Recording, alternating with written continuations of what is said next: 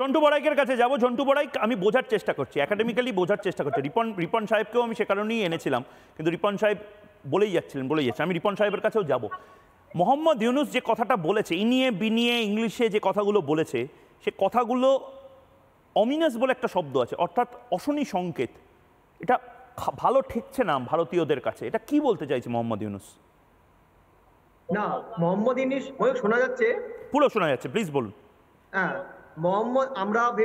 আমি ভেবেছিলাম বাংলাদেশের দুজন প্রতিনিধি অন্তত জিওপলিটিক্যালি এই ইম্পর্টেন্সির জায়গাটাকে ক্লিয়ার করবে বাংলাদেশের অ্যাসপেক্টে, তাদের সরকারের অ্যাসপেক্টে। যাই হোক, আমরা আমাদের সরকারের অ্যাসপেক্টে হিস্ট্রিক্যালি অ্যান্ড জিওপলিটিক্যালি এটার অবস্থান এবং বাংলাদেশ কেন এটা চাইছে সেটা নিয়ে একটু বলি। 1 মিনিট সময় দেবে। দেখো, পরিষ্কার যে বাংলাদেশ এটা কিন্তু নতুন নয়।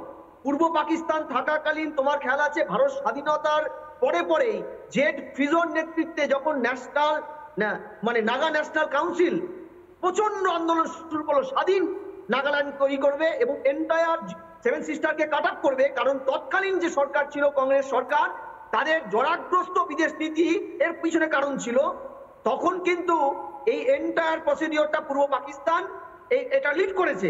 এবং খেয়াল করে দেখবে, তারপরে 87-এ যখন ভারতের ভুক্তি হলো, ভারতের ভুক্তির আগের পর্যন্ত বিচ্ছিন্নতাবাদী জঙ্গি জোরামথাঙ্গা এবং তার সহযোগীরা টোটাল বাংলাদেশের মদত পেত, তখন বাংলাদেশকে ভারত স্বাধীন করে দিয়েছে। শুধু তাই নয়, হাল আমলের যদি পরিস্থিতিটা তুমি দেখো, আজকে এইসব হুজুরদের কথা শোনাচ্ছিলে, বিএনপির মনোনীত সাবেক স্বরাষ্ট্র প্রতিমন্ত্রী লুৎফুজ্জামান বাবর কি স্লোগান তুলেছেন যে আমরা সবাই বাবর হব, 7 সিস্টার স্বাধীন করব। এটার কারণ কি?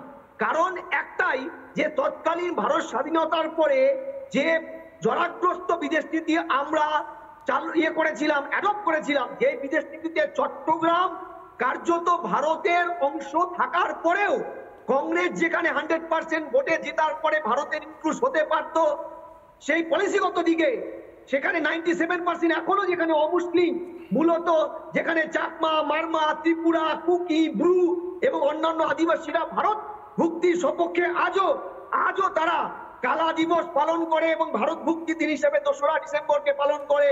আমরা নেইনি সেদিন। আমরা তোমাকে পরিষ্কার বলছি যে একটা সময় তো এমন ছিল, মোহাম্মদ মুনি যিনি মুসলিম লীগের তরফ থেকে ভারত ভুক্তির কমিটিতে ছিল, তিনি পর্যন্ত আশ্চর্য হয়েছিলেন কেন চট্টগ্রাম গেল। এবং ঝন্টু বড়াই, এটা তো বাস্তব যে ঝন্টু বড়াই যে মানে আমাদের এটা আমি বলবো আমাদের ভারতের অপদার্থতা বা বদমাইশির জন্য, আমি নাম বলছি না, কিন্তু আমাদের পূর্বপুরুষদের কয়েকজনের বদমাইশির জন্য। সত্যিই তো চট্টগ্রামে যে পরিমাণ আদিবাসী সম্প্রদায়ের মানুষ বা হিন্দুরা ছিলেন, আমার এখনো মনে আছে, আমি ইতিহাস বইতে পড়েছি যে চট্টগ্রামের মানুষজন নাকি বলেছিলেন যে 1 রাতের মধ্যে আমরা পাকিস্তানে চলে গেলাম। আমাদের এখানের মানুষজন বলছে আমরা ভারতে থাকতে চাই, আমরা ভারতের পতাকা উড়িয়ে দিয়েছি, আমরা পাকিস্তানে চলে গেলাম। ময়ূক, আজও রাঙ্গাপানি, বান্দরবন, খাগড়াছড়ি এলাকায় ভারতের প্রীতি কতটা তোমরা না গেলে ওখানে বুঝবে না। এবং তোমাকে আমি আরেকটা বলি, এবার দ্বিতীয় অ্যাসপেক্টে, যে তাহলে কি ভারত হেরে গেল? এই যে হুজুর, এই যে মোহাম্মদ ইউনুস, যারা এত ধমকি দিচ্ছে, তারা কি জিতে গেল? না, ভারতের অ্যাসপেক্ট আছে। কালাদিন মাল্টি মডেল প্রজেক্ট, আজকে যারা বলছে আমাদের সাগর সব জেনে রাখুক, তারা বঙ্গোপসাগর এবং মিয়ানমারের কালাদান নদীর ওপর 7 সিস্টারের যোগাযোগের যেটা মাধ্যম ছিল 66 থেকে 69 অব্দি চলছিল, কাজটা বন্ধ করতে হয়েছিল ভারত সরকারের তরফ থেকে। আজ আবার ওটা চালু হয়েছে। এটা চালু হলে চিকেন নেক নয়, আমরা বাংলাদেশের ঘাড়ের উপরে নিঃশ্বাস ফেলবো এবং মাথায় রাখতে হবে। একদম ঝন্টু বড়াই, আমার সময় একদম কমে এসেছে। আমি দীপাঞ্জন চক্রবর্তীর কাছে যেতে চাই। দীপাঞ্জন চক্রবর্তী, মানে সমস্ত কিছুর 99 বার হয়তো ক্ষমা করে দেওয়া যায়, 100তম বারে সুদর্শন চক্র দিয়ে গেছেন। কতদিন আর আমরা ক্ষমা করতে করতে যাব?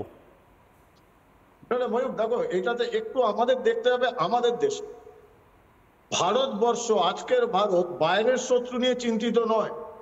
এনিমিজ আউটসাইড কান্ট্রি আমরা বুঝে নিচ্ছি, পাকিস্তান রেগুলার বুঝতে পারছে, আজকেও বুঝেছে। কিন্তু আমার যেটা চিন্তা সেটা হচ্ছে এনিমিজ উইদিন দ্য কান্ট্রি, যারা ভারতবর্ষে বসে ভারতবর্ষের সিস্টেমের অংশ হয়ে ভারত ধ্বংস করার চক্রান্ত করে, তাদের কি হবে? আজকেই আমি চিফ মিনিস্টার আসাম হেমন্ত বিশ্ব শর্মা শুনছিলাম, কংগ্রেসের অত্যন্ত ক্ষমতাশালী শক্তিশালী সাংসদ গৌরব গগৈয়ের একটা, তোমরা জানো, এনকোয়ারি চলছে। এয়ারপোর্টকে এড়িয়ে গিয়ে আটারি বর্ডার দিয়ে উনি পাকিস্তান গিয়ে 15 দিন থেকে আসছেন। নিশ্চিতভাবে রাহুল গান্ধীর পরামর্শ, উপদেশ এবং অনুমতি ছাড়া যায়নি। কেন যাচ্ছে প্রশ্নের উত্তর তো দিতে হবে। ঠিক বাংলার নির্বাচিত মুখ্যমন্ত্রীকে জসিমউদ্দিন রহমানের মতো একজন টেররিস্ট সে আহ্বান জানাচ্ছে পূর্ব পাকিস্তানে যোগদান করার জন্য। 4 মাস ধরে আমরা বারবার চ্যালেঞ্জ করছি, আজ পর্যন্ত একটা উত্তর দিলেন না। ভারতের অর্থনীতি নিয়ে উনি বিদেশের মাটিতে বসে তো সেখানে তো বিবৃতি দিতে পারেন। জসিমউদ্দিন রহমানকে দিতে অসুবিধা কোথায়? একদম একদম আমি একদম আমার সময় একেবারে শেষ। আমি রিপন সাহেব যদি থাকেন, রিপন সাহেব নেই, তারিকুল সাহেব কি আছেন?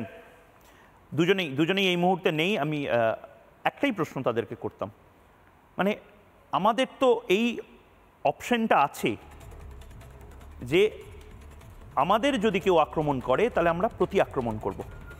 মানে ওই দিন চলে গেছে, কেউ একটা গালে থাপ্পড় মারলো আরেকটা গাল বাড়িয়ে দেবে ভারত।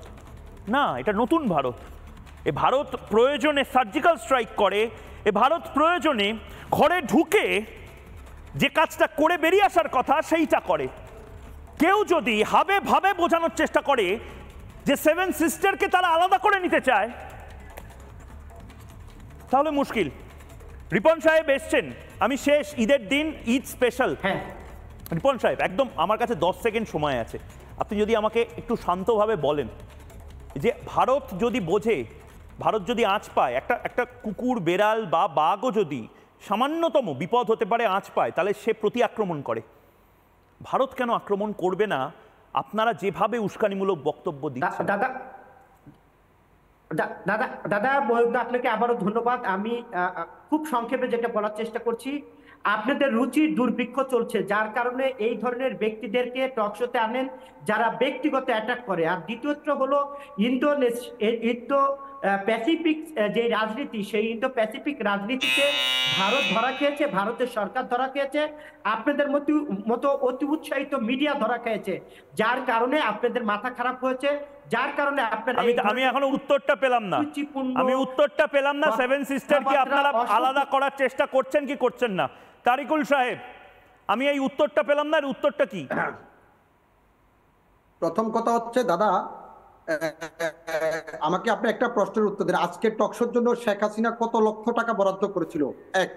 দ্বিতীয়ত হচ্ছে যে আমি আপনাকে পরামর্শ দিব স্কিনের যত্ন নিন। আপনি স্কিনটা খারাপ হয়ে গেছে, অনেকদিন পরে আপনার সাথে দেখা তো, স্কিনের যত্ন নিন। আমাদের দেশে এই স্কিন মলমটা আছে, ভেরি গুড বয়। এখন এই সব মলম টলম নিয়ে আপনাকে দেখাচ্ছেন, রাত্রে কমলা লেবু খাবে না, স্কিনের অম্বল হয়।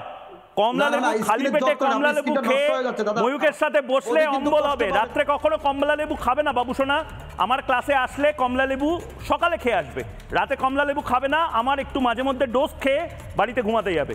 বাংলাদেশে এই মোহাম্মদ ইউনুস বা এই চাচাজানদের বলবে যারা ভারত আক্রমণ করার কথা, যে ময়ূক কমলা লেবু খেতে বারণ করেছে, বলবে তো?